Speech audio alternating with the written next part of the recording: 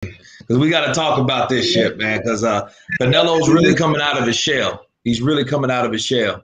So, Canelo, yeah, I did see him. You know, that's the second time he's actually coming out of his shell. Yeah, yeah. I think Eddie Hearn might have something to do with that.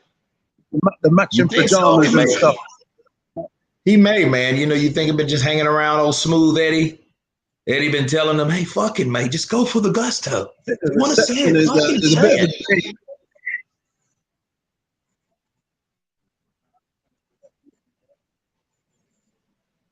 What'd you say? You froze up for a minute. Yeah, I think there's a bit of a delay. Oh, well, yeah. Different countries, man. You know, yeah. Can you hear me good now? How about now?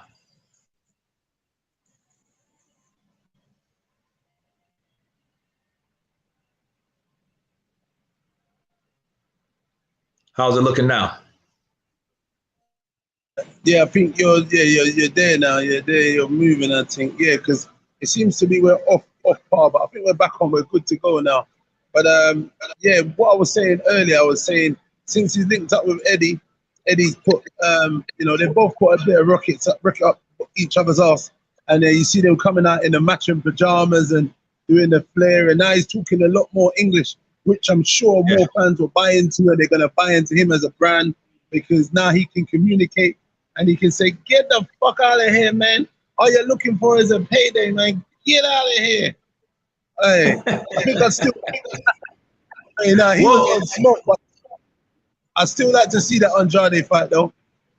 Yeah. I mean, why not? I mean, if he's the guy that cleans out the division and nobody seemed to beat him, let's see. Show me.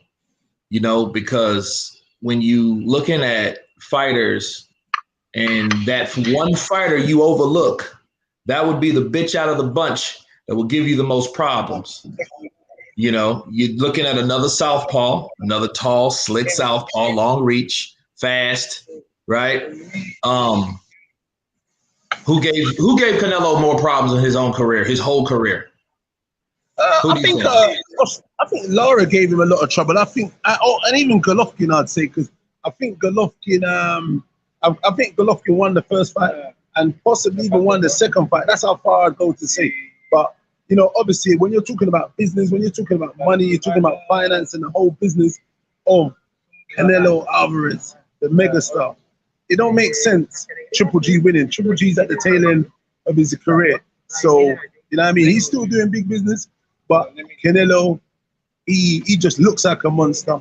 He's got a whole country behind him, which is Mexico, and you know, I mean, it makes sense for him to win and go on and, you know, I mean, do stuff. But it is unfair against Triple G. But I mean, Lara was a good fight. Trout was a decent fight, and obviously I think he went down. Did he go down in that fight? I can't remember. But I mean, all the southpaws are the ones. Danny Jacobs fight was good. Danny Jacobs is, you know, I really like Danny Jacobs, but at the same time, he made Danny Jacobs miss and look a little bit pedestrian somewhat in that fight. You know what I mean? But, yeah, he did. But what it is it's testament to Danny Jacobs that he actually even went to 12 rounds, so you can see that he's an elite fighter, because not many guys are lasting the distance with Canelo, believe me. No, not many. Not novice fighters or untested fighters. They're not going to reach it. Look, with Canelo, Canelo's been in there with every single person except Manny Pacquiao. Now, he's too big and strong. Yeah, he's too big. But like, if you take Manny, besides Manny, who hasn't he been in there with? No. His resume is absolutely crazy. Right. You know, I'd like to see him in there with his fellow compatriot Benavidez, the little Mexican guy. See what he's all about, because he's got this big old undefeated record, and I don't know he's not really fighting. I don't know anyone like that to note. You know what I'm saying? So it'd be interesting to see how, you know, if there's any substance there. I tell you what, I don't know. I think I'd like to see if we're going on this little destruction. I'd like to see, because he fought a light heavyweight, man. He shouldn't be trying to pick and choose. He needs to fight better BF. Let's see what's going on in that fight. You know, go up there and let's fight some them light heavies, man, because this guy's cleaning the floor with most people. He even went up there and cleaned the floor with the crusher. So why not go up there and challenge some other man? But he's got a nice way of catching some people on their way out, you know, as they on the tail end of their career. You know what I mean? Yeah, it's good matchmaking. You know, that's why Billy Joe was such a task, because Billy Joe wasn't at the end of his career. I mean, I don't think, you know, Kofi Badu, is Billy done? And thoughts on criticism given the things Billy Joe has said, and I can really give Canelo, and who can really give Canelo a challenge? What'd you say, Big D? I don't think Billy's done. I think what you see that fight, Billy got saved by Mark Tibbs. I think that was a great call, because going back out into the round, in the ninth round, let me tell you something. You see all that trash talking, you see all that silly bullshit and the mind games he was playing. I liked what he was doing, but I mean, I'm talking like I'm Canelo. Just bear this in mind. He was going to break more bones. You know what I mean? He already said that he was going to destroy, he was going to break, and he was going to do something. If Billy came out in that ninth round, that career would be done, because he would continue to target the eye. And remember, this is Billy's his boxing side, where he, you know, like his sharpest side. You know, imagine getting punched on the other side, and eventually he would have just. Trust me, it would have just ended real horribly. So I think they done good. It was good timing. And his guys, I don't know. I didn't see him in the corner saying, you know, don't pull me out or anything. I'm not saying that he was pulled out, but at the same time, I'm sure he was in a lot of pain, because from what I saw, it was broken in 3 places. You know what I mean? So the smart man and the betting money is to save your career and live on to fight another day. He got paid handsomely well. He boxed really well at times. He did bring it, and he went, as far as I was concerned, I don't think he was scared of Canelo. Obviously, the power did make him think about how he was boxing and firing and etc. But I think he did rally at times, you know what I mean? But like you said, I felt like maybe there could have been a bit more, but I think because of the big body shot he took straight away in the first round, he felt that power. I think he was kind of moving a bit. He was moving a bit tidy, like he was like, listen, buddy, this power punch. If I walk onto this punch, it's gonna be night. Yeah, he was really going to the body. Canelo was, and like the thing about Canelo, if he can catch you with any punch, it's going to be to the body. When in doubt, go to the body. And you see he was winding up those shots too. And then he started landing straight rights. And then he started landing the uppercut. So the uppercuts were the thing, because he seen Billy kept bending over. And that was he pretty soon, Canelo was like, okay, keep bending over. I got something for you. Listen, he was timing that. Listen, he watched Billy Joe. He studied him. He knew what he was doing, because you know from southpaws how you move, you bend to. I think he bends in towards that punch, and he was doing it a lot. And a lot of people noticed that he did it before in a few other fights. I watched something now. I think he tried to time. He timed Kirkland with something similar. He tried to get Danny Jacobs with a similar punch. So I mean, look, listen, the guy's IQ in boxing is amazing. He's built up an amazing defense. His head movement, his waist, how he moves. Forget it. You know what I mean? Like since that Mayweather loss, he's come on leaps and bounds, and he's mastered the game. I think when they say an L is not for losing, an L is for learning, it is 100% learning. Brown sugar. Nice. Yeah. So Canelo's there. So you think he's changed in the last 7 years? Say that again? Do you think Canelo has changed in the last 7 years? You think he's got better and better at each and every fight? Yeah, look, what I would say is this. I would say he's definitely got more experience, big time experience, ring time experience. He's got better to a degree, but what I would say is, as you saw when he fought Mayweather at the time, he finds it hard against pure, clean boxers. Yeah. And Billy Joe showed that he still can be outboxed. And let me tell you something, Mayweather's defense is way better than Billy Joe's defense. I'm not being disrespectful or nothing, but you know what I mean. I think Floyd can still go in there and put on a good show, but the only thing is that mother effer there is too big, too strong, and he punches with bad intention. He punching like a mule right now. So Mayweather needs to stay clear. He's making his little money fighting those dudes who he's fighting, and that's good business. He's making that money. You know what I'm saying? That boy Canelo, you need to leave that boy alone. But I still think Floyd could go in there and give him a boxing lesson because he just moves too good and his defense is good. You know what I mean? Well, the thing is that's why I asked you that, because when he fought Lara, that was in 2014, he fought Lara, he fought Mayweather in 13, and he had problems with both. Well, who can you compare that he's fought recently to those two guys? Was Billy Joe on that level to you? That he can be compared to Mayweather or guys Mayweather and Lara? Compared to Mayweather, but Billy Joe is a good, slick boxer who can box, who can move, and but the thing is, it just won't. I think he will do. You know, Styles make fights. I think he will do better again. I think him and Danny Jacobs would be a good fight. That would be because Danny Jacobs is very good, but his style is just a normal boxing style. He lets his hands go, but I think he doesn't carry the same power as Canelo. So I think Billy Joe would be more adventurous to a degree. You know what I mean by that? He would take more chances. You know, if there isn't a threat as much, people take a little bit more chances. I don't know who would win, but I mean, it's still a good fight for me. I'm not gonna lie. I like Boo Boo. I like what I saw with Boo Boo. I like against Liam. Them uppercuts was mean. Them uppercuts, what he was throwing was mean. Them southpaw uppercuts, you know, and it's quite explosive.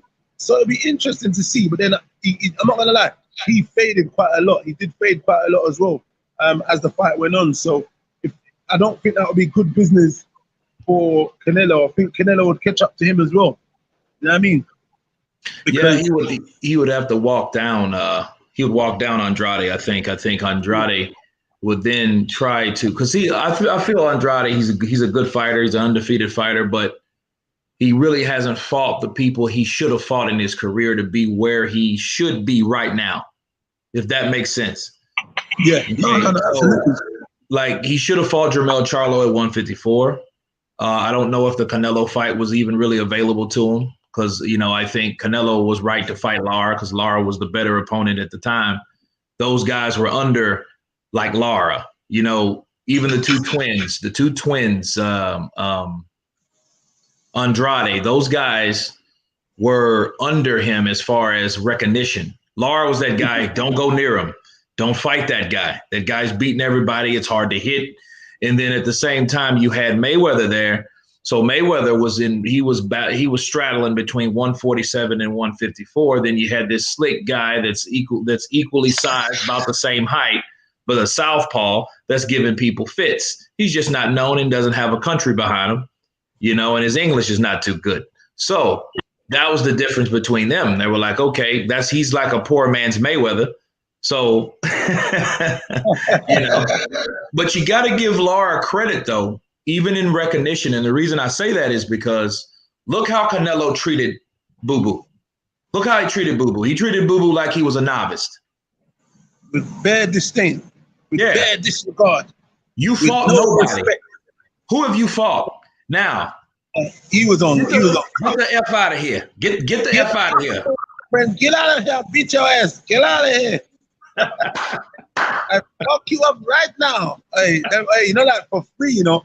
Andrade ain't trying to get that fight for free. He wants that moolah. He wants the bag. Okay. He said, hey, Canelo, calm down, sucker. I'm trying to get the bag. If you want to fight me, you got to fight me the right way, buster. Give me that money. Hey, and it brought his dad in there. His dad got crunk with him. You see that? They had to carry the dad. They were trying to pull that dad out of there. That dad was about to get busy. But, you know, before I lose the point, let me cut you there. Hold on, let me cut you just a quick sec. Did you see what happened to Billy Joe's dad? The security man tried to tuck him in. Did you see that? And then all the Egyptian man, they jumped over and started getting busy. Yeah, that was crazy. Yeah, man. I mean, the security guy shoved him, and that's when all hell broke loose. And I want to talk about that too. I want to talk about that because we seen Tyson, and I know Tyson Fury was kind of far back. He was a couple hours back, but you seen guys come over that fence. So do you think Tyson Fury should have came over that fence in support of Billy Joe's dad? You know what?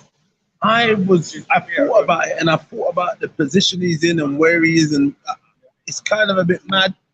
He's on the brink of like a big 100 million something mega fight. He can't be going to throw punches and damage his hand and damage the image of what they're trying to push and build at the second. So there's other guys that can get involved in that kind of thing that minute. He was just trying to say whatever, chill. But the other man, it was their job to go on. Like push. He's going to get the bag. He can't mess up the bag by going to get nicked and doing Tyson, where he's getting nicked and charging, or like a notorious Conor McGregor and getting or damaging himself. You know what I mean? And damaging the image he's trying to build right now. So I don't know. I think he's done the right thing to just fall back. I mean, if certain things are going on, the other man there's meant to step up and say, you know what, you fall back because things is going in.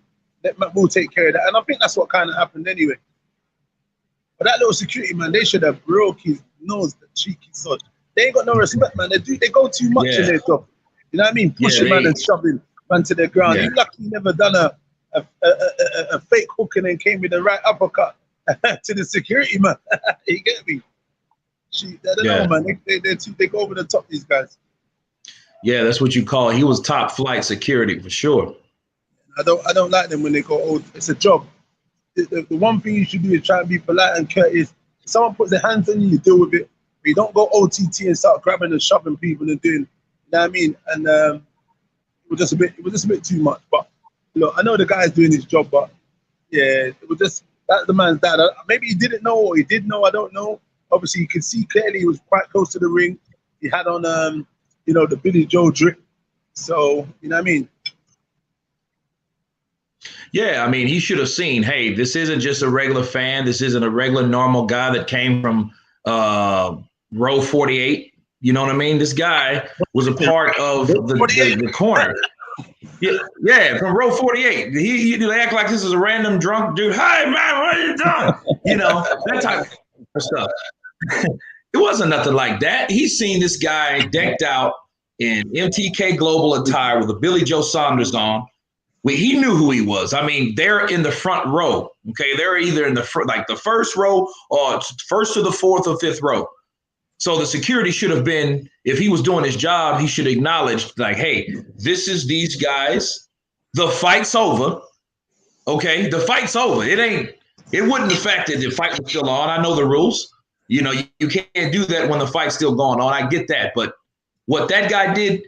Like King Della Clark says, the security guard was on a power trip. Counterpunch to you, King Della Clark, because that was unnecessary because he didn't have to do that. He should have seen who he was. He was the father of the guy that's fighting. So he had no right to do that. I don't think he had any right to do that, man. And it was jacked up. How they just shoved him. And you see them, they got with that guy. They got with that guy. And he got what he was looking for in the end, yeah. You know what I mean? Mm-hmm. A beat down, an ass whooping. You know what I mean? At the end of the night, you got your ass kicked. It's a funny thing. A similar thing happened last weekend with Ruiz and Areola. Oh, yeah, I saw that. That was wild in that one, the crowd. Yeah. So it was crazy. Yeah, that whole section was fighting, and I don't even know what the hell the fight was about. I saw women all getting busy. I saw some Mexican women throwing shots, 1-2s and that. Guys in the crowd was getting busy. Hands were flying. I see man getting snuffed in that fight. That was quite funny. Yeah, man, that could have been dangerous because people could get trampled with those type of fights with that many people involved. Yeah, 100%. But I didn't even see no security up there. Them busybody security power trip motherfuckers They needed to be up there getting busy if they should be doing something. He's down there trying to defeat normal people, civilians who actually got a right to be at ringside. The man's son was fighting. Maybe he didn't know he did, but I mean, it was just a bit over the top. You know what I mean? But yeah, that was crazy. And that fight was a good fight. You know that who is it? Ruiz and Arreola. Arreola come to fight. He weren't fucking around that way. No, he wouldn't. He wouldn't. And you know, the strange thing about Chris Arreola, he's the best shape I ever seen him in my whole life. He's the best shape I ever seen him. Chris Arreola, you know what Chris Arreola is? He's an Andy Ruiz 1.0. He's an Andy Ruiz 1.0. His whole career, he was fat, he was flabby, he was out of shape. You know, he was a good boxer for the most part. Was he the best? No. You know, we've seen where he was at. I get that. But he decided at age 40, hey, let me lose some weight. Let me take good care of myself. Let me trim down a bit and let me get with this shit. That's what he did. And look at what happened. Coming from a guy that was reconstructed, reassociated, relocated, right? Got who said that? Was it Tyson Fury? Was it Tyson Fury that said he got 40 pounds sucked out of him? Who said that? Somebody said that. Tyson Fury was getting onto. Or was it onto Ruiz, actually? Who's that? No, I said Tyson Fury was getting onto Ruiz, saying he fights better with more weight on him. Yeah, actually he does, but I think he just has to, it takes a long time to acclimate your power back when you lose that much weight. Because see, you have to understand, if you're at 270, 280, 300 pounds and you lose 50 pounds, and then he's constantly losing, it's not like he's stopping. He's constantly losing weight. So your body has to reacclimate. So when it does that, your body is not where it was. Your energy levels are going to be way off. You might look good, but that doesn't mean you have the energy because your body is transitioning into whatever the hell because it's going down and down and down. So you got a guy like Andy Ruiz, he's looking good, but he's not even the weight class that he was in. If they had a super middleweight or a super middleweight, he would be a super middleweight. He went from a super middleweight to a heavyweight. Yeah, no, it gets a bit mad when you're like that, man. Because even your punch resistance is not the same. When you're bigger, you can take a better punch. You know what I mean? When you lose weight, sometimes too much. You know that it tells. Look, you see. He's quite durable before. Obviously, he went down in the AJ fight. But look, Arreola is quite known for his power anyway, I think. But yeah, he went down. The shot didn't look that serious, but he went down and he was buckled a few times when Arreola hit him. So I felt that was the weight situation because, when you lose weight, like I said, you taking a shot, you don't always perform like you say. You look aesthetically good, but you taking them big shots, it's not the same. You know what I mean? And it showed in that fight. He's got to probably find a balance on where he wants to be, what his fight weight is what he's him being comfortable with that and trying to get that durability back. But I mean, look, that was an interesting fight. You know what? Everyone, when you talked about that fight seemed like it was a mismatch when I heard that fight. When I know Dillian was talking about it and saying this and saying that, but like you said, that's Dillian. He's the can man. He just brings all the smoke all the time, and he ain't here to do no friendly chit chat with no one and make people feel comfortable in their skin. You get me? So what it is he came up the best we've ever seen him. At 40 years of age, to bring yourself to the world, to come back, the slimmest and be in tip-top shape. And they really didn't give him the respect and recognition that he wanted because they hardly gave him any rounds. And I'm telling you, the fight was a lot closer than people had or them scorecards had it anyway. Oh yeah, of course. That was the problem. That was a controversy. Did Andy Ruiz do enough to win? Yeah, he did enough to win, but let's do the shit right. That's just like a guy taking a test, right? A guy taking a test. And that's like giving him a 10% when you know he made a 69. Yeah, he failed, but damn, he didn't fail by that much. You know what I mean? So it's just like, no, you made a 10% because you missed every one. What are you talking about? No, I know I got a lot of those right. So my scorecard should be a lot higher than that, or my grade should be a lot higher than that. And Chris Ariola's grade should be a lot higher than 10%. So you know what? What I would say is, look, there's two things here to take into account.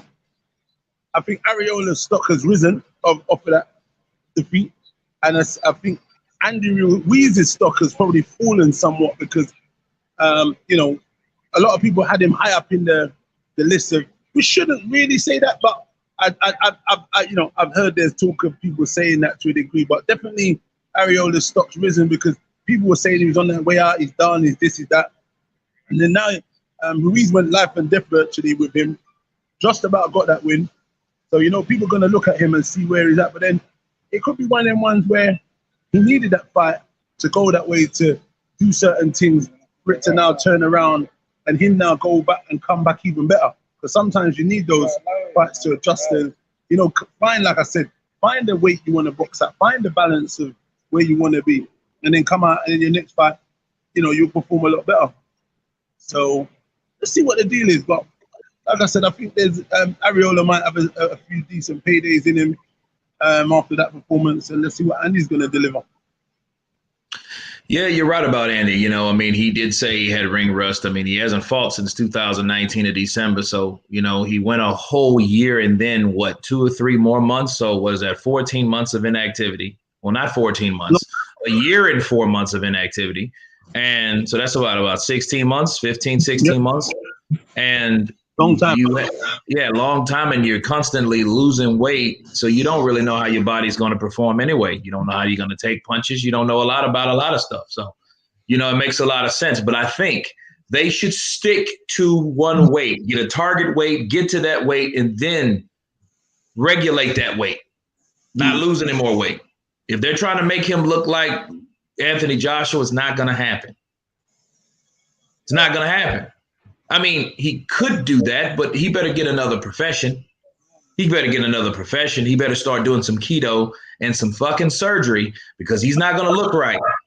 No, seriously. I mean, if you look at Andy right now, he lost 50 pounds.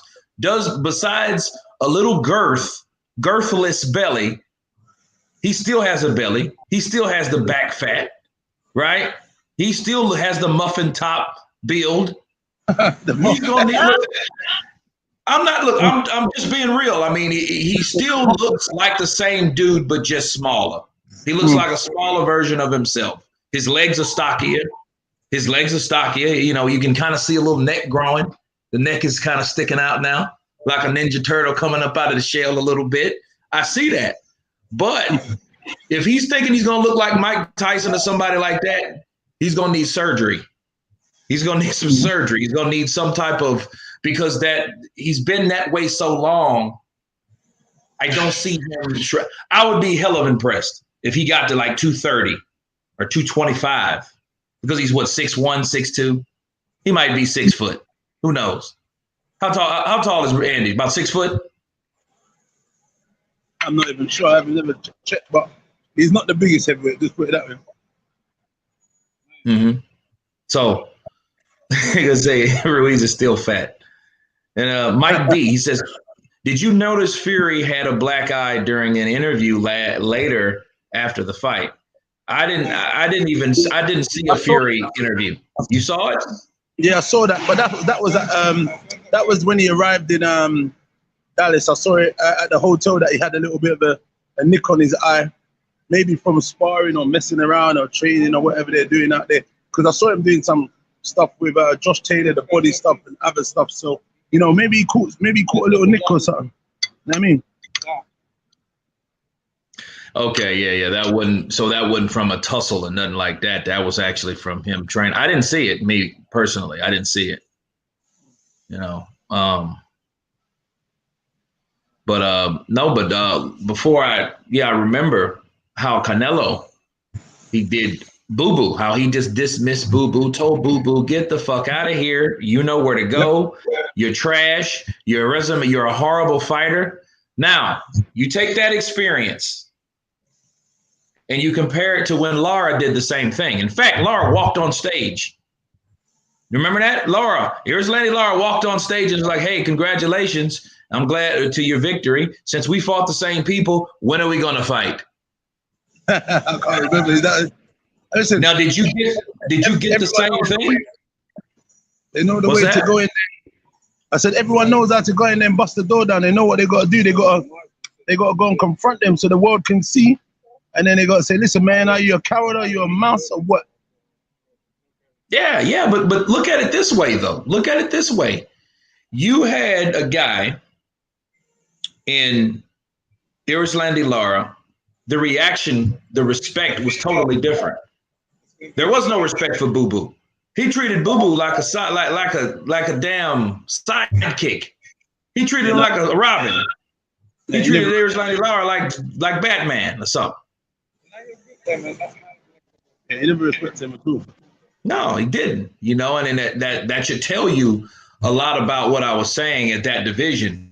Boo Boo should have done a lot more in that time to get the respect that he needs now. See, it's 2021 and he hasn't fought anyone to give you anything. Liam Williams, right? That's probably the best person on his resume. Is it? That's all. And he just fought him. And he got clipped by that guy. You remember he got clipped by him and he hurt him. He hurt Boo Boo. Now, Boo Boo, you know, he's not a suck. He's not a punk or nothing like that. But I think he tries to do too much. But I'm with Boo Boo. Hey, if you can beat me, fight me. But hey, the Caleb Plant fight is the next fight to happen. He's trying to get undisputed. So, you know, it is what it is. You know, you gotta stand in line. What do you think a Jermall Charlo Canelo fight would produce? I think that boy can punch still, but I think Canelo is still too big. Maybe not really. He's kind of small, but I mean, I think Canelo's just strong. I don't know, man. But the difference is, Charlo's got good IQ as well. That boy Lubrin or whatever his name, he dropped him with a similar shot. He dropped him with a double jab, and then I think it was the right uppercut. Do you remember that in that Lubrin where he knocked him out in the short uppercut? Yeah. Yeah. So I think it'll be an interesting fight. But I'm not gonna lie, I'm not sure if there's many guys that's gonna beat Canelo. And I don't think Canelo's gonna go and try and fight any of them boys like Earl Spence, Charlo brothers, any of them brothers there. And brothers who are solid, tough, durable. And they're gonna bring the smoke and they're gonna try and punch your lights out. Yeah. You know what I mean? Right. But I think Spence is big, but Canelo's monster big. He's fighting at super middleweight. My man's fighting at 1.5, 147, maybe 154 biggest. That's too many divisions trying to jump up and he's been campaigning at that division for a while, you know what I mean? So it's dangerous. Well, I think if Canelo fought Errol Spence, I think it should be in between 160 and 154, like how he did Julio Cesar Chavez Jr. They fought at 164.5. Maybe they should be come at a catch weight like that, because I don't see Canelo going anywhere south of 160. I just don't see it. Why would he? Yeah. I think that would be good. That'd be good, but I don't know. I think he knows that boy's got quite a bit of dog in him, so I'm not sure if he needs all that. Well, you might be right on that, because at the end of the day, you have Errol Spence likes to work the body, and if you notice, why hasn't people targeted Canelo's body? He targets the body, but you don't see even when Golovkin fought him, you didn't see Golovkin targeting the body, and he's a very vicious body puncher himself. Yeah. You know, so it's crazy. I think that's a fight I'd like to see, though. I'd like to see Errol Spence versus one of them versus Canelo at a catch weight. Yeah, I think that'll be a very good fight. Spence and Canelo would probably be the next super fight, and because you have two people, you got an American versus a Mexican. You have a clash of personalities. different networks. Canelo's a free agent. And you know, if he can make a Caleb Plant fight, you know damn well he can make a Spence fight because they both fight on PBC Fox, Counterpunch. Yeah. So the fight can be made. So the good thing is about Canelo, if he can get the Caleb Plant fight, he can get the Errol Spence fight. If you notice, Errol Spence is at every Canelo fight these days, and you know, Canelo still fights on the zone. Now, ain't that strange? I didn't want to see Canelo fight. You know, I fight Canelo. I fight Canelo at 160, 168. It don't matter to me. I don't care. Them man is downloading data. You know what I'm saying? They're downloading data. It's all good watching a man on YouTube. Yeah, watching a man on YouTube but what's that done with the red hat? He's walking off still. With the red hat that way. You're looking the wrong way, bro. He's looking at the same. Yeah, so basically, yeah, so what I say, he's downloading data, he wants to see him up close. Because even when they asked him at the fight, oh, do you want to fight him? He was like, boy, whatever kind of, you know what I mean? Do I think Canelo's on juice? Listen, man, hey, boy, I'm not even going to put that, because listen, the guy, listen, irrespective of juice, whatever, the guy is exceptional talent. The juice doesn't help you with your ring IQ, but he's a monster. I'm not gonna lie, he is a monster. I hear Billy talking about that beef. I heard that beef argument. Boy, I don't know, man. Listen, sorry about that. There was that talking XYZ, but look, the man, I don't know, he weren't really clear. He got a light suspension. I don't know, man. I don't want to cast no aspersions on the man because you know what? I'm a big fan of what he does. But he's packed on a hell of a lot of muscle. That's what I would say. And he looked tremendous. And listen, man, yeah, what he does and continues to do, you know, we need to enjoy this while we're here. Instead of worrying and criticizing, boy, we need to enjoy this car. This is a real special talent in its time, just like Mayweather was, just like Lennox Lewis was before he retired. You know, like these kind of guys and things that are going on. But I don't even want to go into that. But listen, shit, man, that motherfucker's special. You know, it's funny. Ann Wolfe, famous female boxer, you know, she was James Kirkland's trainer, right? Oh, yes, I know the woman up there. And the funniest shit I ever heard her say, because she wasn't training Kirkland when he fought Canelo, when James fought Canelo.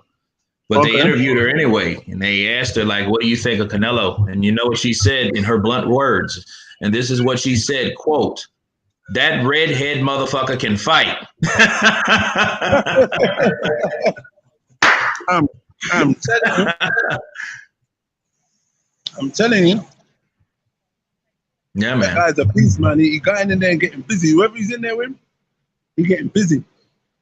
And I'll tell you what, for free, I don't know who's none of these suckers ain't knocking him out because Triple G hit him with the real kitchen sink and that sucker was still standing there. Yeah.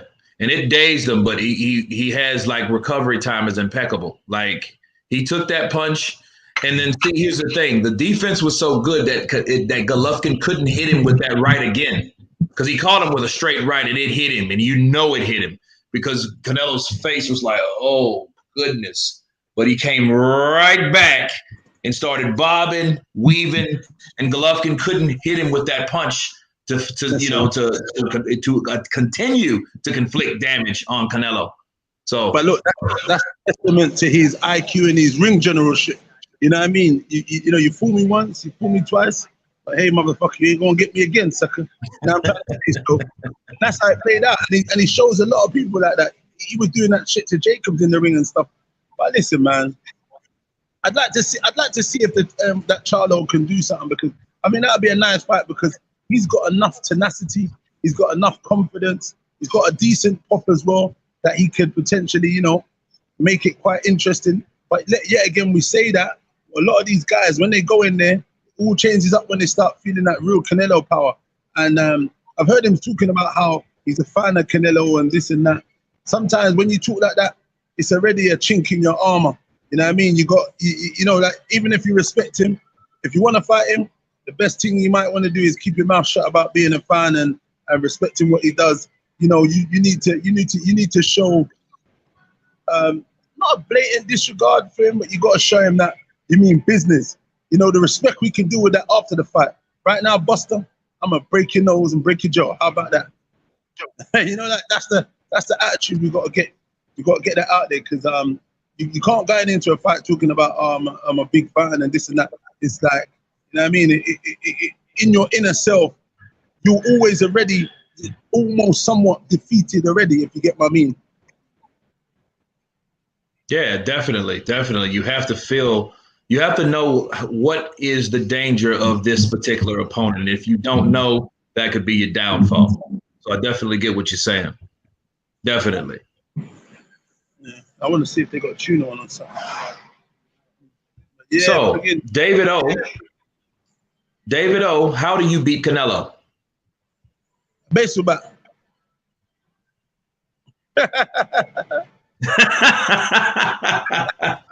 Baseball bat.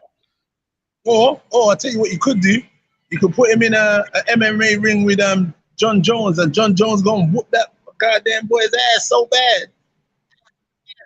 Well, if he's in the MMA, you got to take those legs. So you got to kick him like John Bones and kick him in the kneecap.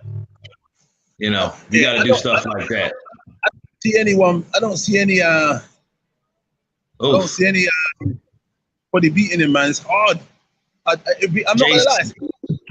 It's interesting that Spence, if we could get them to get a catch weight, and the Charlo, those boys, like I said, they come to fight, and Spence goes to the body, no salmon. He goes to the body really well. So, you know, those are interesting fights, but I don't know. Like I said, that guy is not scared of no one. He's got a hell of a chin. So, listen, man, it's just a hard night's work for anyone. But I tell you what, they're gonna get paid really, really well. Yeah. Canelo is the player. Yeah, that's the comment. But in fact, he is the real can man. Mexican, American, English, motherfucking can. Whatever you want to call it. He beating everyone. So, you know what I mean? Except for Money Mayweather, he give him a boxing lesson. He learned him some lessons. Yeah, and in fair play, he would beat Lara now. Lara is not the same. I've seen Lara in his last fights, even though Lara knocked someone out cold last fight. But the fight, like Lara, he doesn't have the legs, and you need footwork to get away from someone with the counterpunching ability and the upper body movement and the combinations that Canelo Alverez, on top of the chin and the ring IQ, the dude's a dog. You can get him if you step, you box, move, step, don't give him too much to counter on, stay off the ropes. If you look at Billy Joe, what happened? Billy Joe was all right until he got on the ropes. Canelo, there he is. He's on the ropes. Boom! He gives you a nice little wallop. That's what it is. Yeah. You have to be someone see, Floyd had the Philly shell, but Floyd is physically fit. And the thing is about Floyd, and we learned this from Roy Jones, like in the Eric Harding fight, if we go back. If you keep targeting, like Canelo hit Smith, right? He hit Callum Smith, busted his arm, right? Ripped the tendon from punching him in the arm. Well, that's classic Roy Jones. Roy Jones used to do that. He used to hit the guy in the shoulder. He fought a shitload of southpaws. So he kept hitting him in the shoulder, jabbing to the shoulder, and pretty soon they couldn't raise that arm. So Eric Harding, he had to hang it up after 9 rounds. Like, look, I can't raise my arm. This guy has a field day on my shoulder. Canelo does a similar thing, but fighting someone like Floyd, I wouldn't want to see that right now. Floyd and Canelo too. Canelo, 44 years old. I don't advise that you go in there with that boy. You know what I mean? But yeah. But that going back to what you're saying about the shoulder stuff, that's something that I teach my guys to do. I said, look, there's no point. You don't need to headhunt. You know, if you jab their bicep, jab their shoulder, all you're going to do is dead their arms. You don't need to headhunt and be chasing motherfuckers to try and hit them in the chin.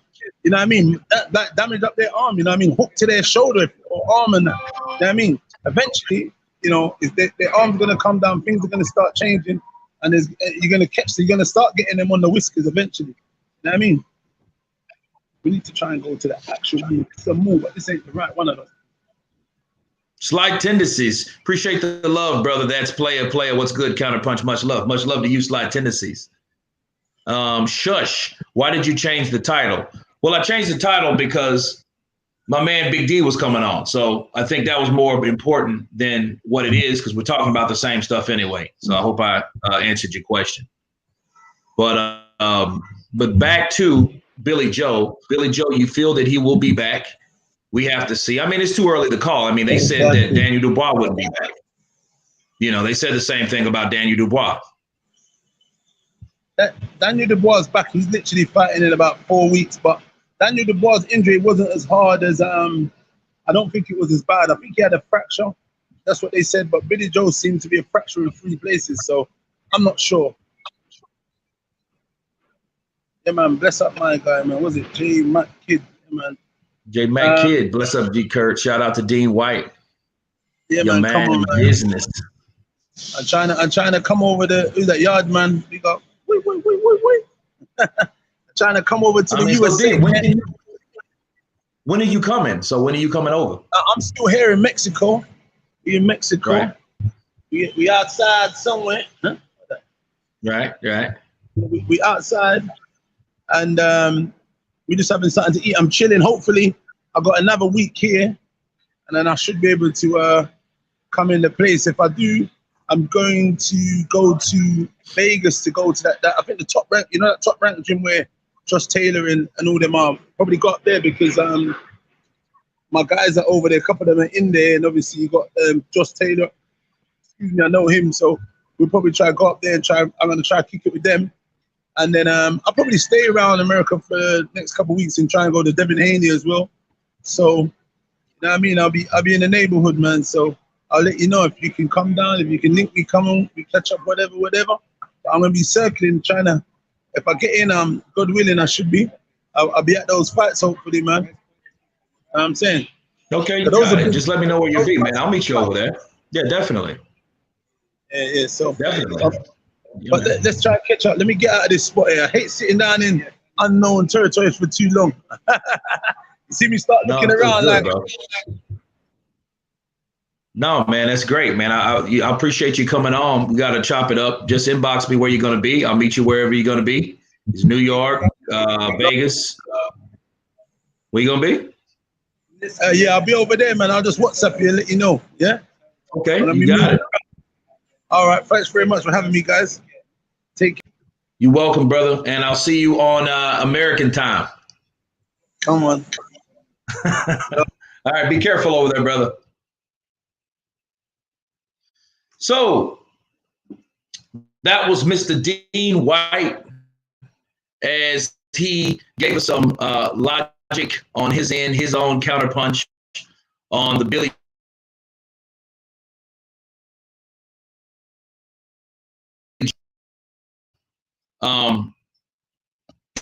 Yeah, Dean, he's Dillian Whyte's brother.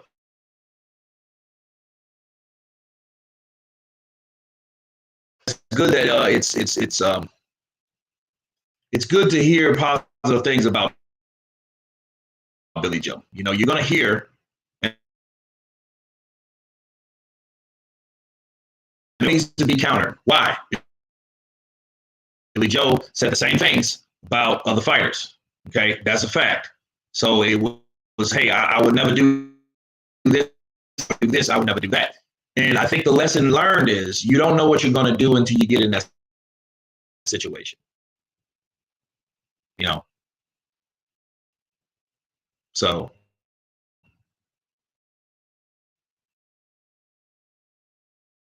He is not Dillian's brother. No, they're brothers.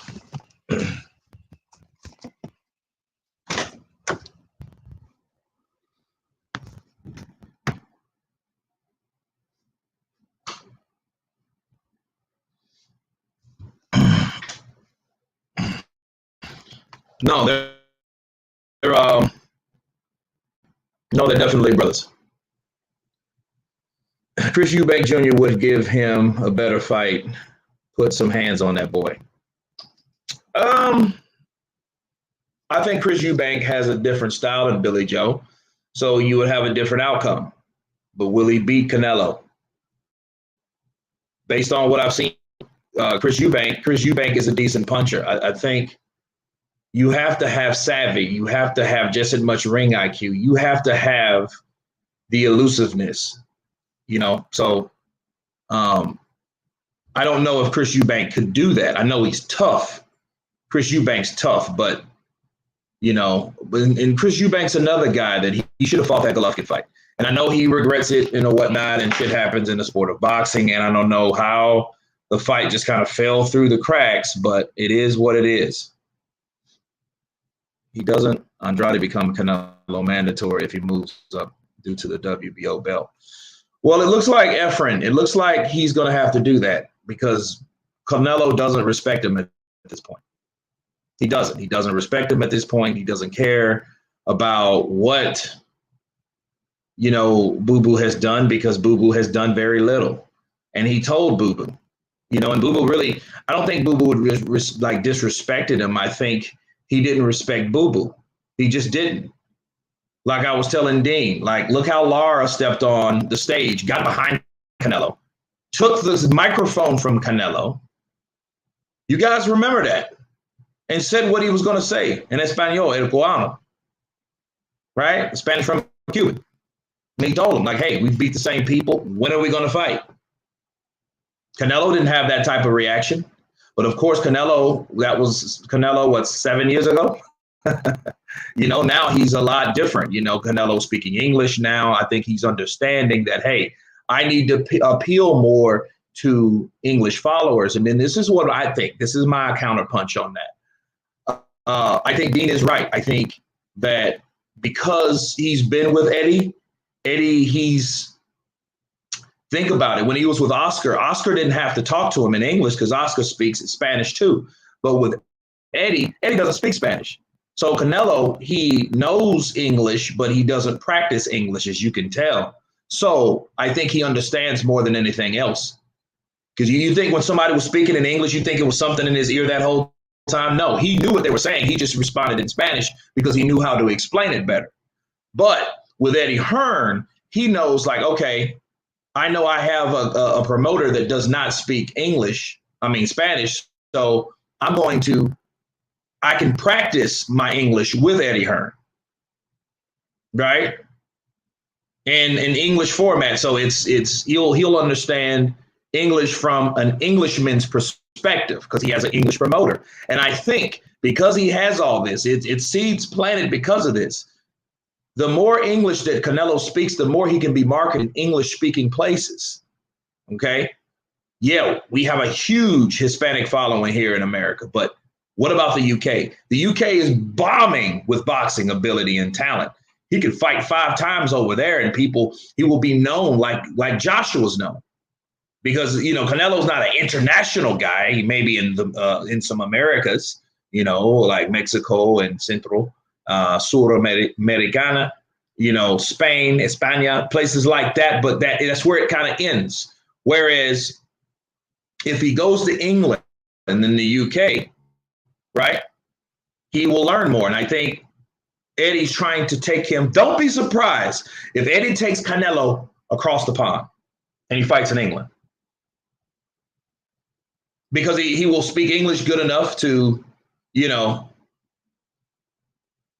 probably still have a interpreter so it won't get weird if he doesn't understand certain things, But I think that Eddie Hearn is prepping Canelo for a UK arrival. That's what I think. I could be wrong. High and Low Sports Zentrum. What's up, brother? Counterpunch to you. Appreciate the love, man. Appreciate the love. Appreciate the super chat. That's why Canelo went to Hearn. He doesn't want AJ overtake his star power. Well, if he thinks like that, he's on the money because here's the thing. If Joshua beats Fury, if he beats Fury, I don't know if he will. Anthony Joshua, there will be nothing that's stopping him from doing certain things. He's going to come back to America, and all he has to do is win because he's already beat and he's already became the undisputed guy, right? He may lose it again, maybe to somebody, and they'll rematch. He'll get it back, like Lennox Lewis. Lennox Lewis lost twice. Okay, so It is what it is. Let's see. Check the video from seconds out from Frank. Tyson Fury is refusing to sign because of guarantees. Okay. CJ, inbox me on Instagram and I'll check it out. Simon, what's up, brother? Counterpunch to you. Everything's good, man. Regards from England. Counterpunch from England in the house. Yeah, Apollo. That's true. His contract is up with Eddie, just like Mikey Garcia's contract was up with Eddie. He had one fight with Eddie. Do you think he's not going to fight on the zone anymore or deal with Eddie Hearn anymore? Mikey Garcia? I think so. See, the thing about Eddie, he's very good at what he does. You can't say he's not good at what he does, and you can't say he doesn't pay his fighters. You can say pompous. You can say, I don't like his attitude. I don't like the arrogance at times. I don't like that type of thing. But you cannot say the man does not pay you, and you can't say the man doesn't give you a fair shake, and he knows what he's doing. I don't care what he looks like. I don't care where he's from. That is not the point. That's the whole thing. You got two promoters and another fighter depending on him to make a fight. And that's Tyson Fury. Think about it. Tyson Fury is depending on Eddie Hearn, and he has two promoters. Counterpunch. Make that make sense. He has two promoters. But yet he's looking to see what Hearn's going to do. So Hearn has all the power. It is what it is. Yo, Kurt Boom from Simru. Twat hole. Counterpunch to you. You can't put soft guys in the ring with Canelo Alverez. Yeesh. Billy, I don't know. I mean, look, if it was the way it is, if this is the way it is, if Billy had that type of injury, he shouldn't have been in there. You know what I mean? I can't say it enough. I wasn't in there taking the punches. So I'm not going to blast Billy Joe, but I am going to talk about other people blasting Billy Joe, and I can understand why they did it, because Billy Joe blasted other people for doing what he did. That's simple. Now we want to talk about his father in regards to what happened. I don't think the security guard should have done that. I think that was excessive. He didn't have to take him and shove him all the way back the way he did. Now, that doesn't mean, though, Tom couldn't have caught this man with a left hook and a right uppercut and assaulted this man due to this man grabbing him, trying to hold him back or to deter him. So it's almost like this. Let me give you guys a perfect example to compare to the Tom Saunders situation with the security guard, okay?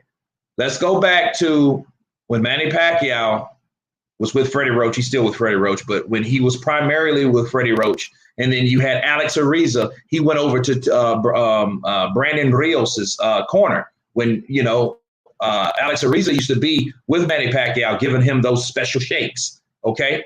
Now, that was back then.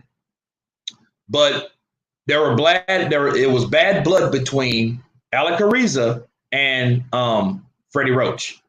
And Freddie Roach was coming close to Alex Ariza during an altercation because Robert Garcia was there. And Robert just tries to talk, through things. It's like, well, this is not how it is. We don't want any problems. But Alex Ariza was mocking, Freddie Roach. And we know Freddie Roach has Parkinson's, so it wasn't cool. Freddie Roach was inching closer and closer and closer to him. But Alex Ariza fucking thrust kicked him. He kicked him with a thrust kick, a teeth kick. You know what I mean? He kicked him in the chest. And everybody was like, yo, that was foul. But understand, just because Freddie Roach was older, just because Freddie Roach had a disability, does not mean that man couldn't hurt Alex. You think Freddie Roach, a guy that used to box, an ex-boxer, right? Regardless of his Parkinson's, do you think that fast twitch muscle that he still has through the deteriorating muscles that he still has, do you think that those particular things can't still hurt you? You think he can't put these on you still? Oh, yeah, he can. And he would have. Alex Ariza, he knew. Alex Ariza, that's why I kicked him back, because he knew Freddie Roach would have probably put 2 to 3 piece combos on him, no sides, and fucked him up. Now,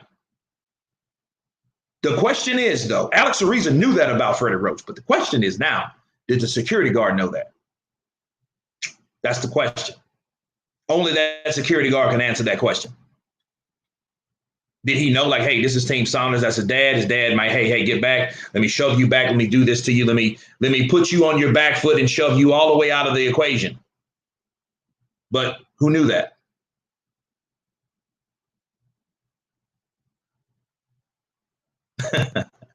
Let's talk about DW versus DW with guest DW.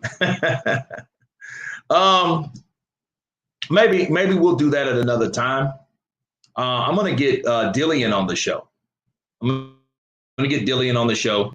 I think he's in Portugal. I don't know if he's training right now. I think this is the best time to get him on the show since he's not training. So I'll reach out to him so he can come on the show and we can, chop it up. And I think that would be cool. I think that would be massive, actually. But his father, did that security guard,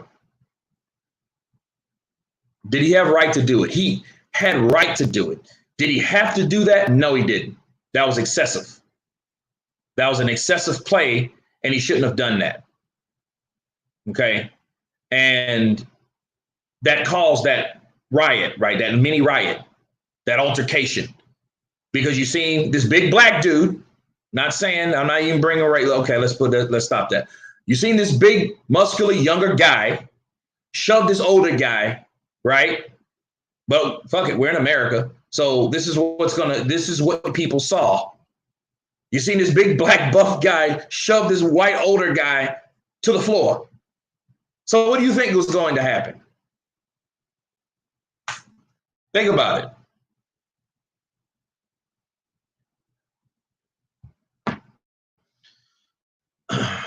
Koi 76. Exactly. Check this out, guys. He had a 2-fight deal with Eddie, but he has said he is happy to carry on with the zone with Eddie. You see what I mean? So I'm about to drop a video about Oscar De La Hoya, because he's been real salty lately. So I have to counterpunch something on that. And said, and Tyson Fury just watched Kurt. Okay, that's cool. But as far as him doing that to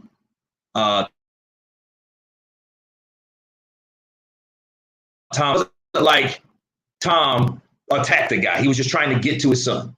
I've seen that. Anybody could see that, right? Because they waved the fight off. Obviously, the fight was called off for a pretty damn good reason. So he wanted to see how his son was doing. But that security guard, yeah, he was on a power trip. He shouldn't have done that. That was uncalled for. So, yeah, he was attacked. I think that was an unnecessary attack. That was not a restraint. And a restraint is, hey, you can't go here. That's not. He pushed and shoved this guy all the way down back there. And then that's when Tyson Fury and all those guys got up like, hey, what the hell? Then the guy in the white shirt jumped over there and started doing whatever and attacking the security.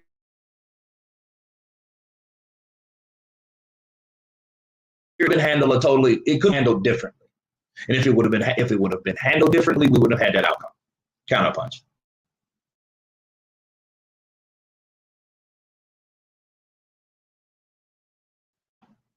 Tyson Fury. He hasn't lost yet. He hasn't been defeated yet. No one has beat this man. He has one draw, and that's the Deontay Wilder back in December 2008. They say 0-3s. That's what they say. Okay, that's why the question mark is there. Will this happen to Tyson Fury? This is a question. What do you guys think about that? Will Tyson Fury be the Long Ranger? Will he be the guy that still goes to the backyard? Because Billy Joe did that in Canada. Come up, pay dirt. He did that now, come up short. Okay, so he included everybody. Okay, Tyson Fury included himself and Billy. The thing is, now since Billy has fell off, does that affect Tyson Fury at all? That's the question.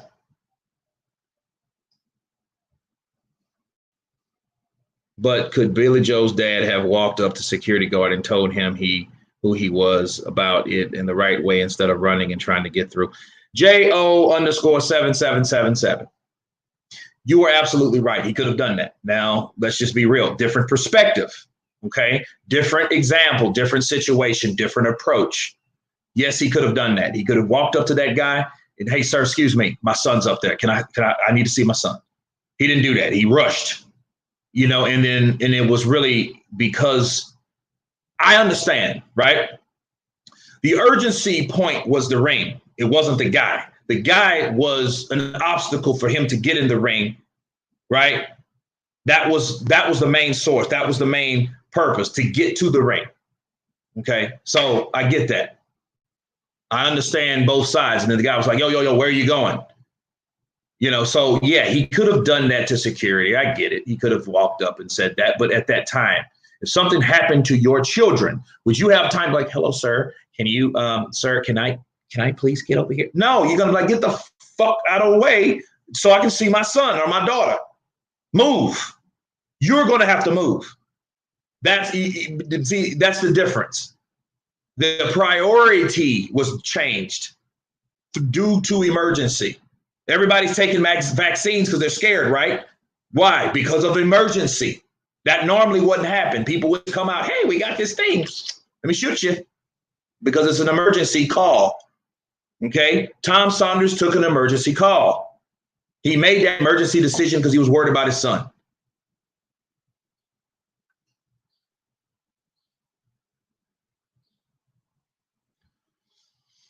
Tony Saunders. So Saunders lost and Fury's going to get battered. Clown channel. Now, did I say that at all? You read that into that. Tony, you're a clown. You're a clown for thinking you ran like that. I'm asking, will Tyson Fury, because Tyson Fury himself was including Billy Joe Saunders. It's a question. It's not me saying it, but fuck you, Tony. Martin Turnbull. Being from UK, Billy Joe had a good attempt, but Triple G is the only man who has beaten Canelo besides crap judges. Even Canelo agrees Triple G is the best opponent, but as middleweight, he may need to go up.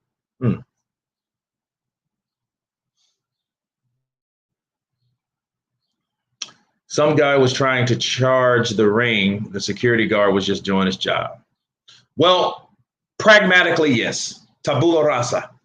Pragmatically, like, hey, this guy's coming. Don't know this guy. Hey, you know the rules. Don't come past this point.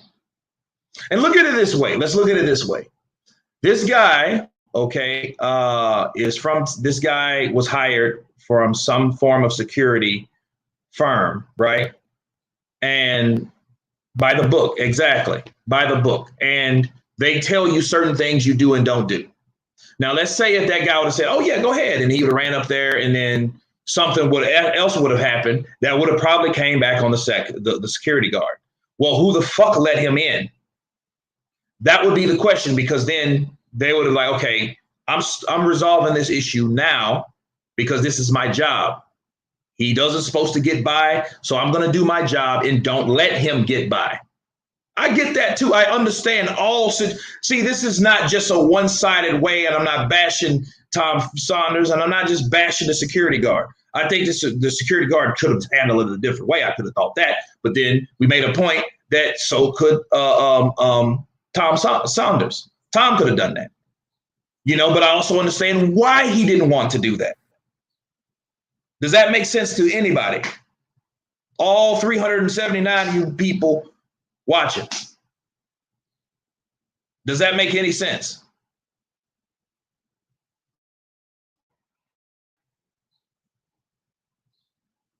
Tom Saunders does look like a wrong. I don't blame the security. Robert Benavidez. Love Counterpunch Boxing Channel. I switched over from Blue. Shout out from South Texas. Robert Benavidez. Shout out to you. Counterpunch to you. It was excessive force. There was no need for it. JL. That's all. all I'm saying. That's the point that I made. You know, you're still informed of who is in your area. There's a reason you wear lanyards. It's to show that you're allowed to pass certain area. Carney O'Connor, absolutely correct. JL, it was excessive force, no need for it. Absolutely correct. Okay. Now back to Carney. Let's counterpunch further into what he's saying. It makes sense because look. The security guard, to be security, you have to be aware of your surroundings, right? Okay. This is where he was wrong.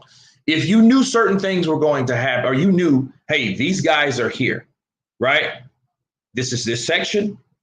Okay. This is the general admission. This here are, that's closer. These are people of the close family or, close teammates.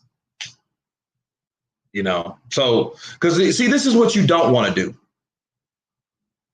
You don't want to get in a situation where Billy Joe could say, hey, you know what? If that was Team Canelo, or if that was Canelo's mom, would y'all have done Canelo like that?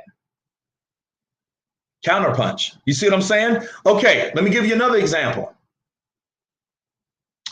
Manny Pacquiao got knocked out December 8th, 2012 by Juan Manuel Marquez in their fourth fight. 6 rounds, 2 minutes and 59 seconds of the 6th round. He got knocked out cold. He was asleep. Jinky, the wife of Manny Pacquiao, ran up there, ran into the ring, got to the ring to see what was going on. Now, the question is, did they do her like that? Security, right? You see what I mean? Like that, you have to think about certain things. So this is what we don't want. We don't want a one-sided security flow, because Billy Joe could say, hey, why did y'all do my father like that? You imagine coming out of surgery, you got all this going on, right? You got all this going on, and well, is this eye? You got all this going on, and then you hear that, hey,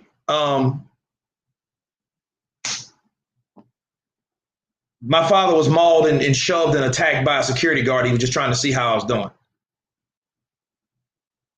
And the first thing, if I'm the fight, because I look at it like this. If I'm Billy Joe and I say, hey, my father was shoved, that shit's not funny.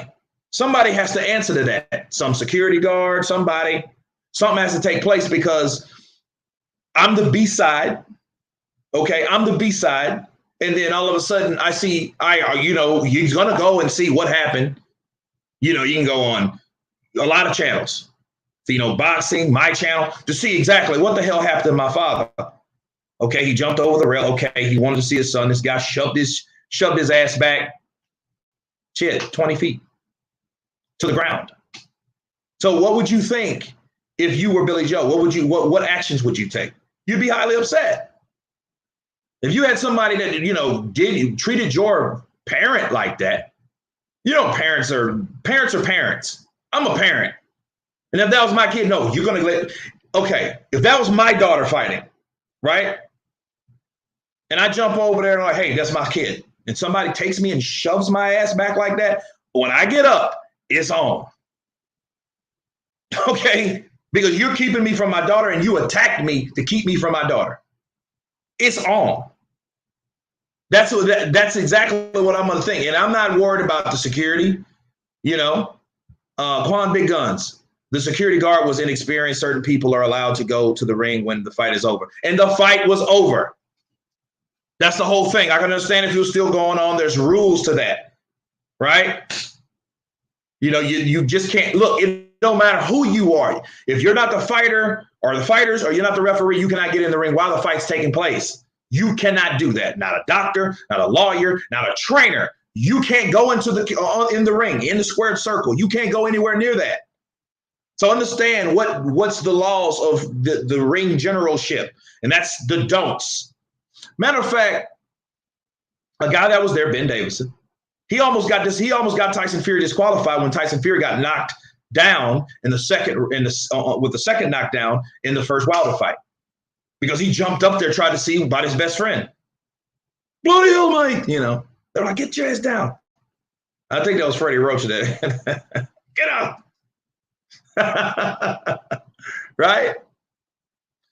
Slorm Raptor. I hope not, man. But then again, the shit was bad. And the way he got caught, he was bending over. So, you know what I mean? It was an awkward punch, too, because the way he got punched, he was dipping in. And you know how you kind of you lean in, your features and shit kind of go a certain way, and then he gets fucking crushed by an uppercut. You know, so it is what it is. Scance Rancy probably didn't have the credentials. I don't know. I don't know if he did or not, but I know who he was, and then the security guard should have knew who he was. You know, or it's like this. I think, here's the thing. I think that a lot of things could have been different, you know, a lot, you know, and because this altercation already took place and it wasn't resolved peacefully, expect whatever. Just expect whatever that's going to happen, because this is this. You know, I mean, his father got us. I mean, his father could have said, you know what, man, I tore my Achilles tendon, my tendon, my hamstring, my back. I dislocated, you know, some vertebrae. You know, anything could have happened the way he fell. You know, you had a cement floor down there. You had fold out chairs, and they're mostly iron, right?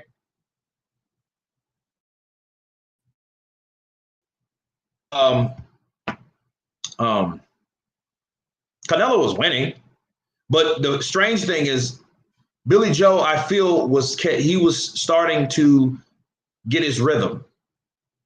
I think he just got too greedy. That's all. See, when he got caught, he tried to hit Canelo with a right hook.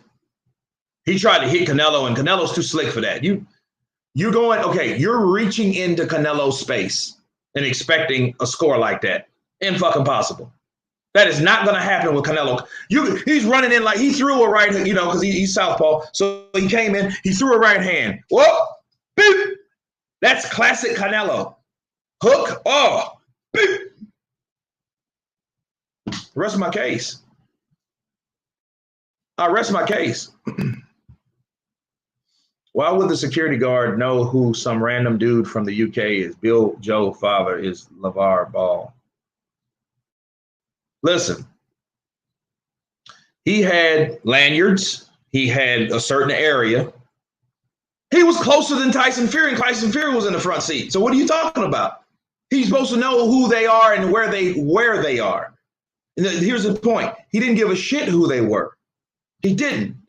So you could say on a stickler level, you could say, well, I don't give a shit who you are. But that's mostly like him not caring or disregarding respective person. I mean, you know, it's just up to you, I guess, the kind of person you are to decide if that's cool or not. It ain't cool to me because I take consideration in, but there's other factors. Yes, he was doing his job, but did he over officiate his job? Yeah, he did. That's all I'm saying.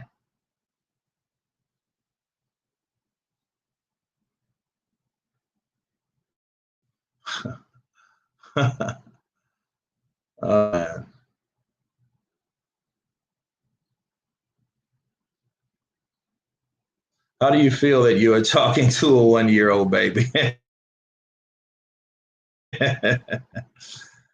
Oh, man. Let's see. You can't say he quit. You quit when you can continue, but you don't want to anymore. Saunders Lilly couldn't. If he had, he would have lost his eye. Slorm Raptor. I think what people, this is the problem. People don't understand what quit means. Quit means that you refuse to fight. On a pragmatic level, did Billy Joe quit? Yes. But why did he quit? That's just like saying, look, you're running a race.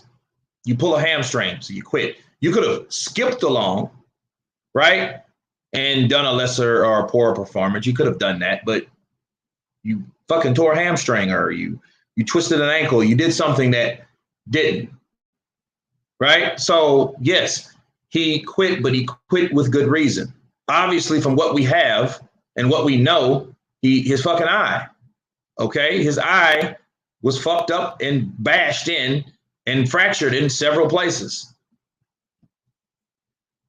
Simon Brady, thanks for all the great inside content, Kurt. The Fury Fraud Squad finally got found out. Next is Tyson's turn when he gets ironed out by AJ. Look, appreciate the super chat, Simon Brady. But that fight there is going to be that fight between those two guys. Now, what Tyson Fury shouldn't have done, he shouldn't have included Billy Joe unless he's going to include Billy Joe when he loses. He wasn't too vocal on it. I think you should support the guy when he wins as well as when he loses. And I didn't see that. Not saying he won't say anything. Maybe he's just too disappointed to. Maybe he's just as busted as, because he compared Billy Joe to himself. They're both gypsies. They're both travelers or whatnot. They're both undefeated. They both come to people's backyard and then, hey, boom, this happens. So it's very disappointing. I get it at the end of the day, but I didn't see the same energy coming out as going in. I just got to keep it real. It ain't nothing against Tyson Fury, anything like that.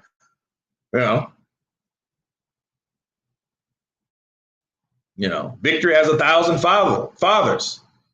Loser's an orphan.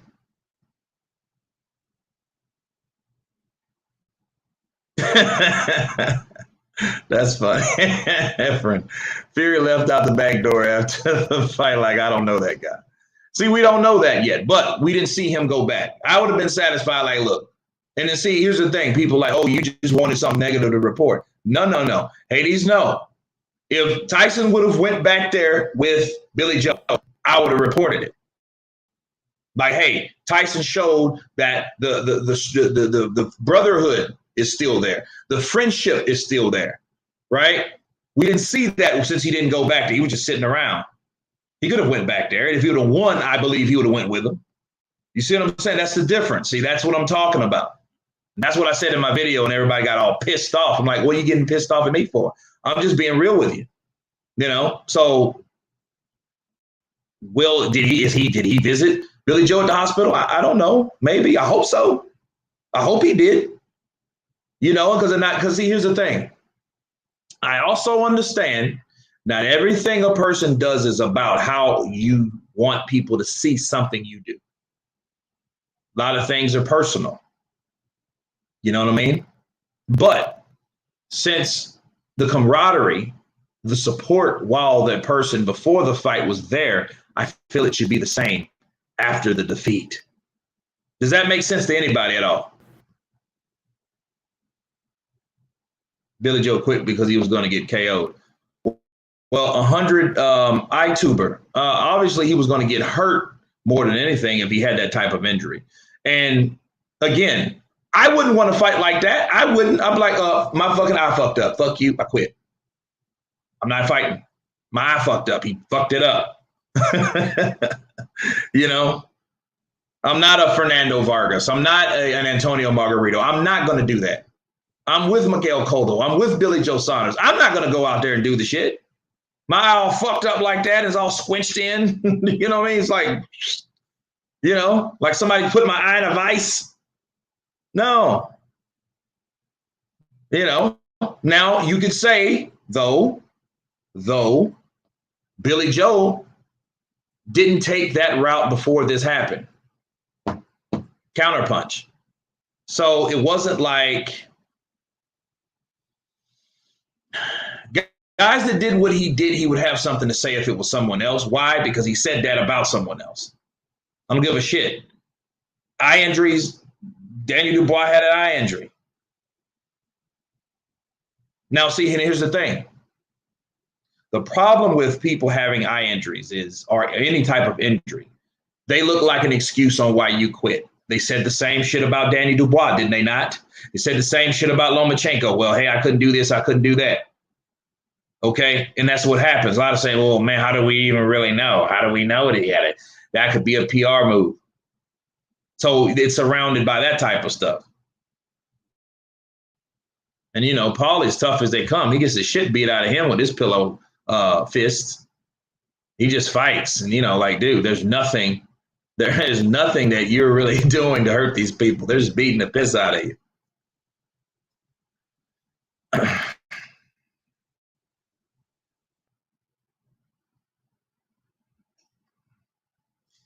These Gypsy King fanboys straight line. The doctor really came in after Billy Joe refused to go back in. You can literally see the doc checking his eye after Canelo watched in the edited highlights. Ooh, I see, said the blind man. I have to look at that again because, see, it's one thing, though, like I said, though.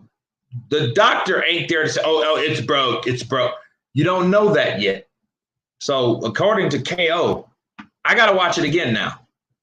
Henry Martinez, hello, good morning, and thank you for doing these streams. Do you think Canelo will stop Triple G if they fought a third time at 168? Thoughts? Yes, but yes, he would.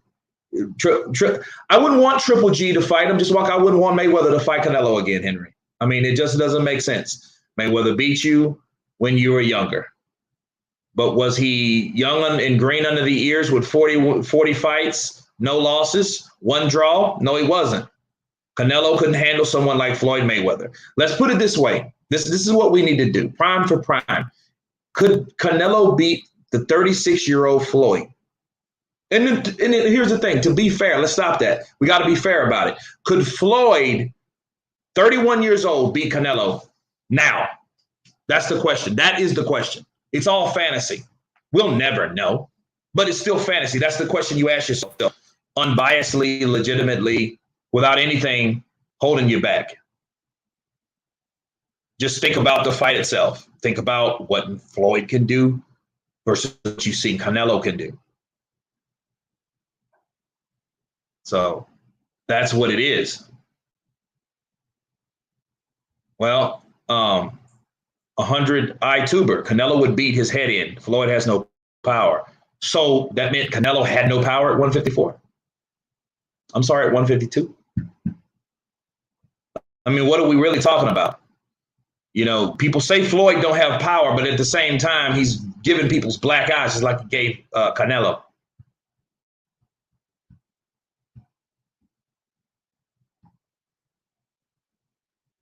You know what I mean? Like you're saying, oh, well, you know, like Floyd can't punch. Well, what the fuck is stopping people from beating the shit out of him? You know what I mean? Because at that point, you got a guy that's hitting you. Okay, time him. Now, I've never really liked Floyd. There's a lot of things I don't like about Floyd, but it's things that you unbiasedly you have to respect. If you don't, I don't know what's wrong with you. You don't know what boxing really is. You know what certain fights that people do. Because, see, in certain boxing matches, fights do break out. But boxing is not about fighting. It involves fighting. Spurts of fighting here and there. Last 10 seconds, right? Heated exchanges. Yeah, those are fights. Smaller little battles within the round, right? Who wins the exchange? You know, the exchange is mostly turns into a fight when emotions get driven because one guy gets hit, bow, like, motherfucker, I got to get you back. Then they're going at it. That's when a fight breaks out. But that's the bulk. Like, okay, look at it like this. Most people see fight exchanges through highlights. Highlights are mostly the actual exchanges, which are the many little fights that are going through the round, each and every round, right? The whole round, there ain't fighting the whole round. Okay, this ain't Morales Barrera. Some fights do. Sometimes we get treats to a Barabucci. You know, Foreman, Evander Holyfield, Bo. You know, we get those type of fun punches sometimes.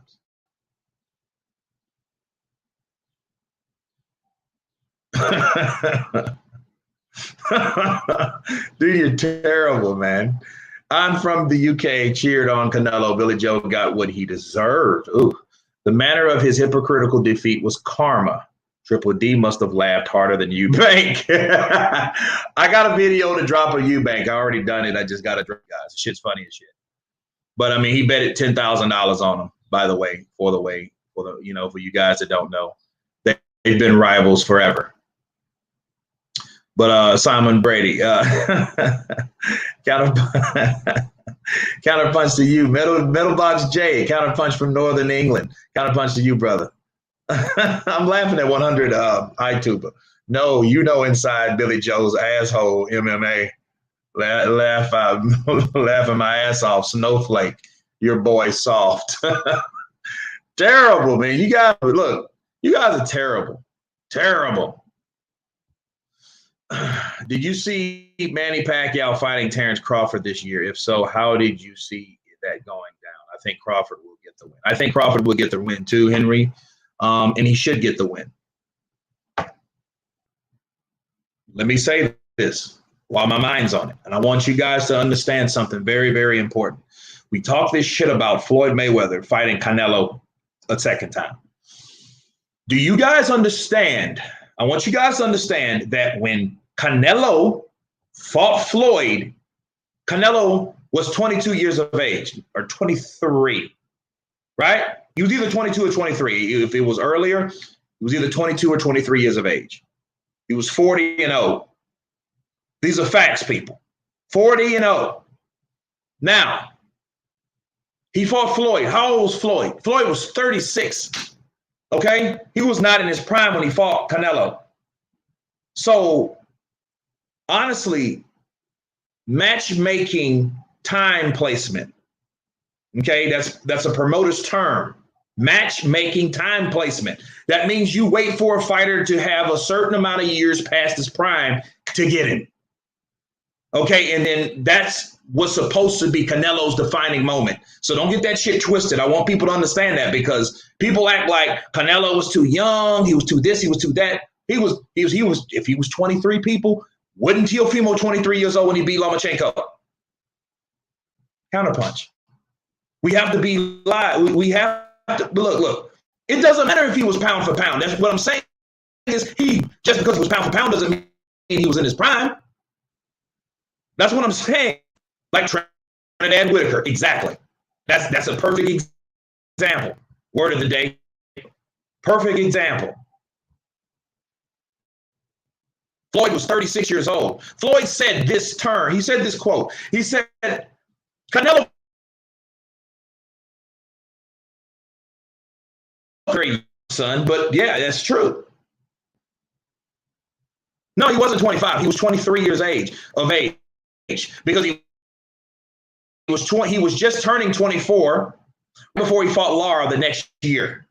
And he fought Floyd when? Late or no, you're right. Your was turning 23. He was almost 23. He was 22 and a half. But the point I'm trying to make,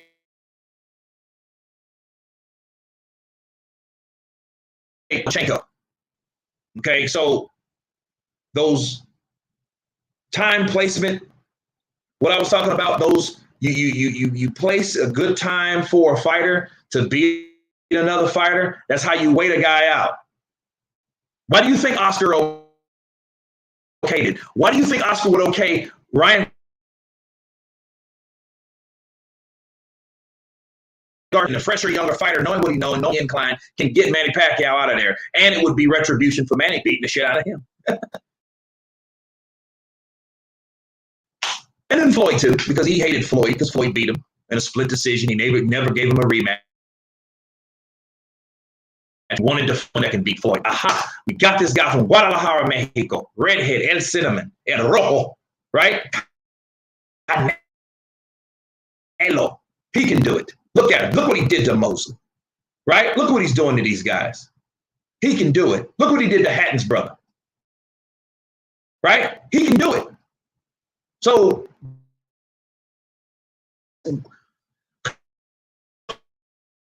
supposed to win, and again, by the way, the fix was in.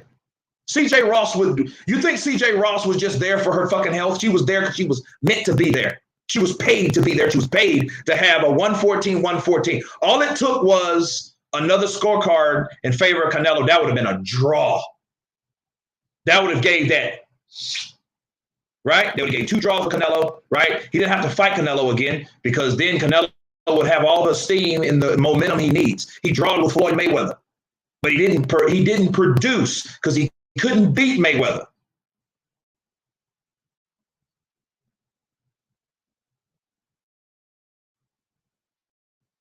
Check the stream. You're breaking up. Okay, I don't know if I'm breaking up.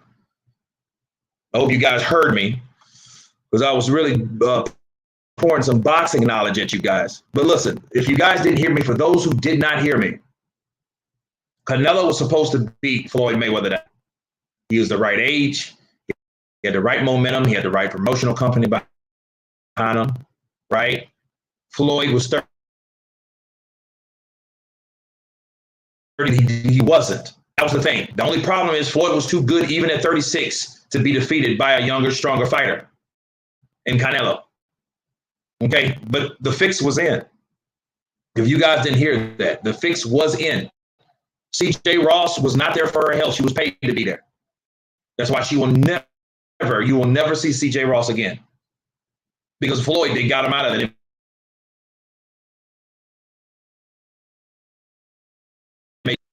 Counterpuch.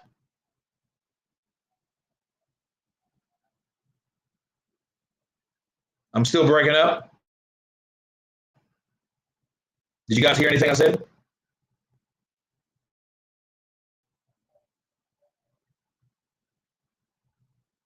But no, it is what it is. Adi Alias, Double T. What's up, brother? Counterpunch to you.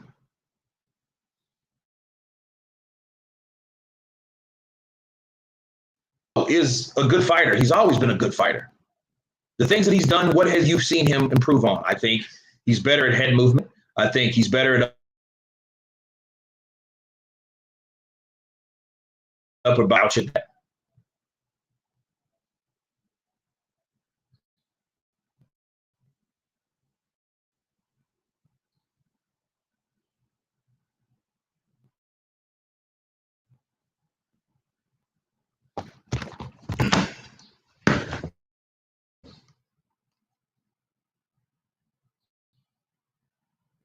How about now? Because it is kind of choppy for some reason. I don't know what's going on with the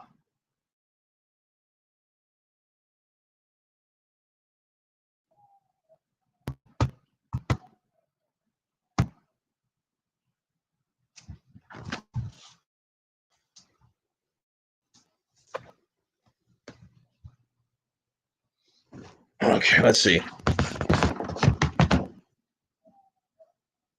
Okay, how about now? The same? Still bad, slight improvement. Okay, let's see. How about now? 100%, we good? We bid better, but not 10%. Damn. Let's roll. Okay.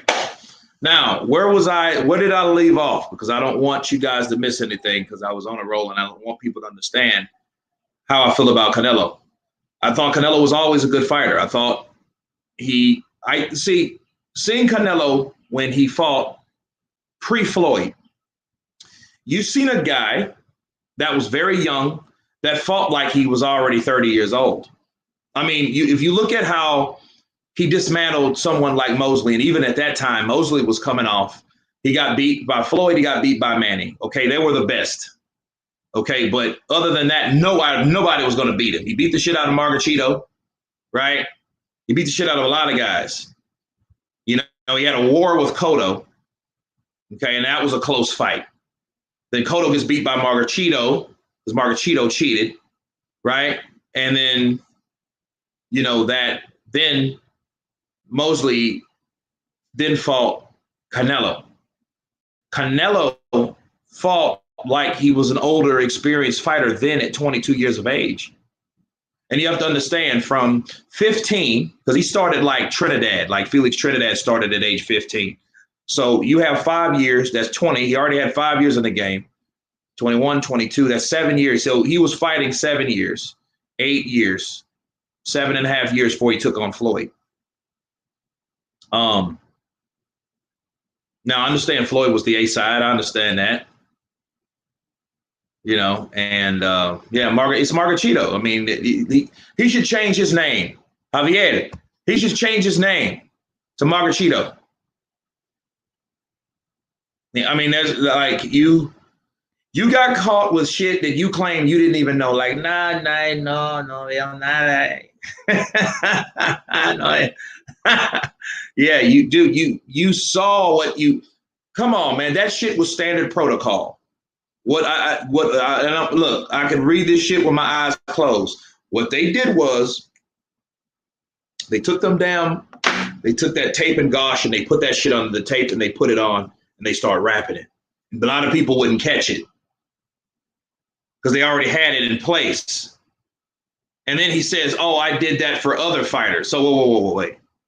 You mean you were doing this shit with other fighters?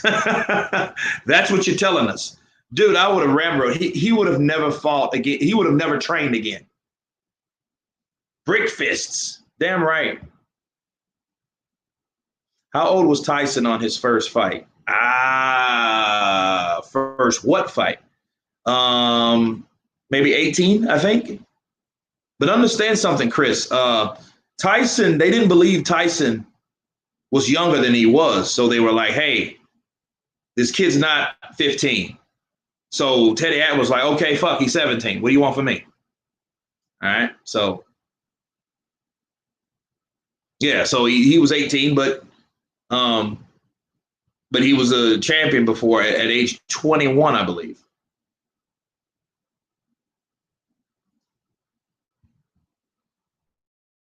He was cheating versus everyone. Yeah, he was. It was bad. It was bad. And you know, and I think what it is, they knew Margachito had a great chin. Margarito had a great chin. He was durable. He was in shape. He knew how to throw punches. And I think what it was,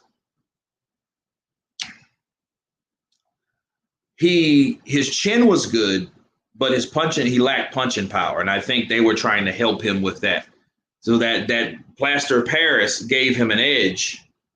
Even if you look at the Cotto fight, he was just throwing him because he knew that by that time, it doesn't matter how he hit Cotto, he knew it was going to hurt Cotto.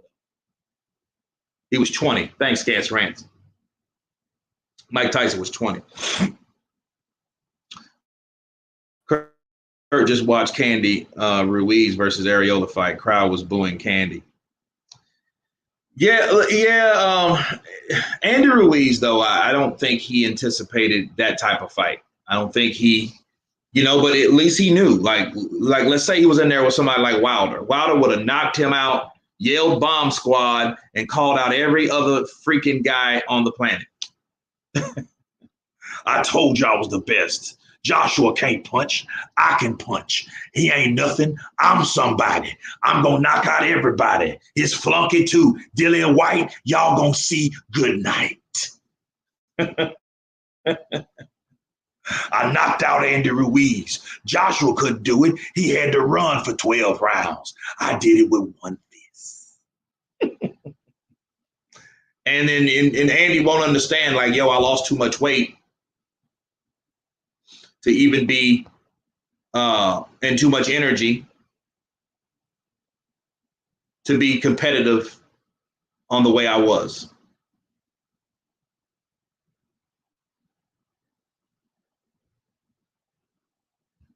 Canelo seems to have hands of steel. When fighters try to go blow for blow, there's only one winner. King Midas, yeah, he does have, yeah, he hits you and hurts you. Mm-hmm. To this day. That's what he would get up there, and it would be bad because, but I never saw Ruiz beating Wilder. I just didn't see it. Even after he got beat, I don't buy it. Look, just because you get beat, I don't buy into all that. Now, could Ruiz beat him if he stayed close to him? But I mean, why would Wilder want you to? He wouldn't let you get close to him like that. He's gonna fight tall. He's not gonna try to mix it up and be a little Mike Tyson like Anthony Joshua. Anthony Joshua was a tall guy that tries to fight like a shorter guy. And that's wrong. That's a wrong approach, being that damn tall. It's all about that Mexican beef, JL says.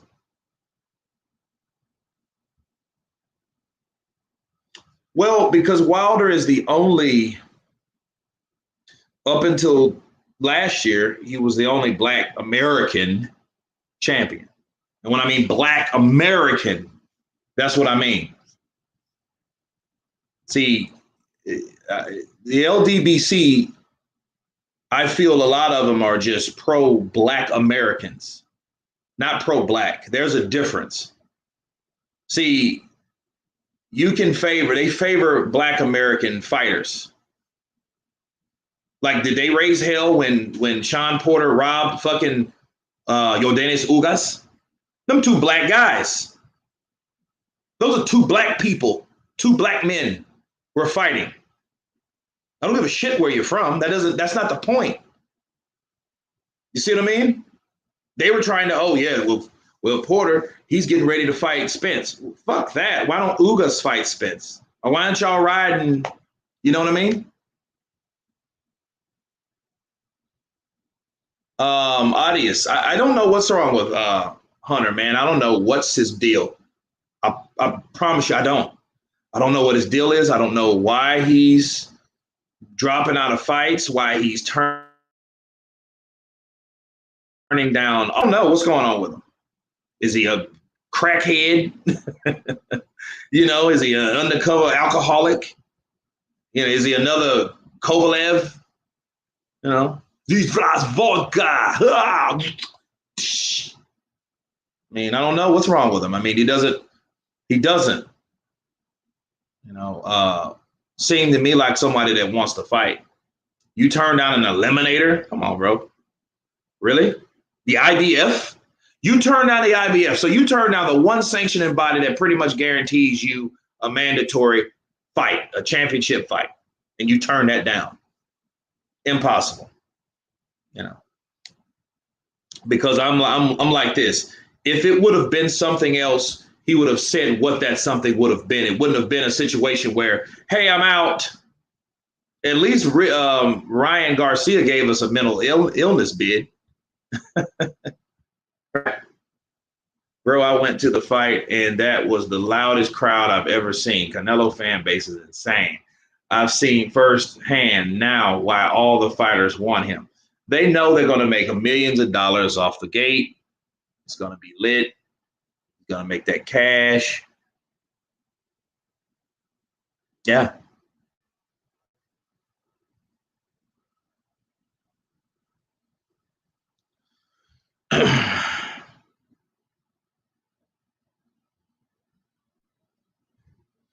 Yeah, I can't wait too. My Faye, Tai. Can't wait to see Wilder back in the ring. Me neither. I want to see what he can do. I want to see all these guys come back. Or how do you score the security versus Tom Saunders fight? That was a back foot game. Fucking security guard smashed him, bro. Canelo. 25 million for Canelo and 3 million for Billy Joe. That's not how that went. It was 35 million and it was 7 million for Billy Joe.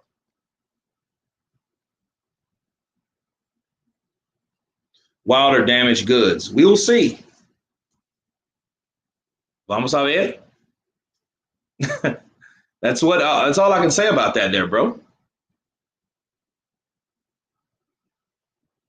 Do you think Fury's looking to get out of the AJ fight with more than ever?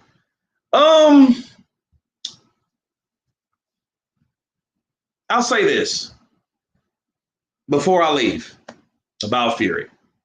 Tyson Fury, I think it can't be a motivating thing to see Billy Joe go down. I'll say that, and I'll leave it there. But anyway, guys, thank you guys for coming on with Dean Whyte. Thank you guys for collaborating with me after the Dean Whyte interview. I will be dropping some more content today, 2 or 3 more videos for you guys. So Hey, everybody be safe. Everybody, Tony Lyons, Black Belt Troll, Sean Gibson, Adi alias Double T, Joshua Barnes, Feed the Bear, JL, everybody on the chat. You guys been Counterpunch. Have a great day. And I'm out. Peace.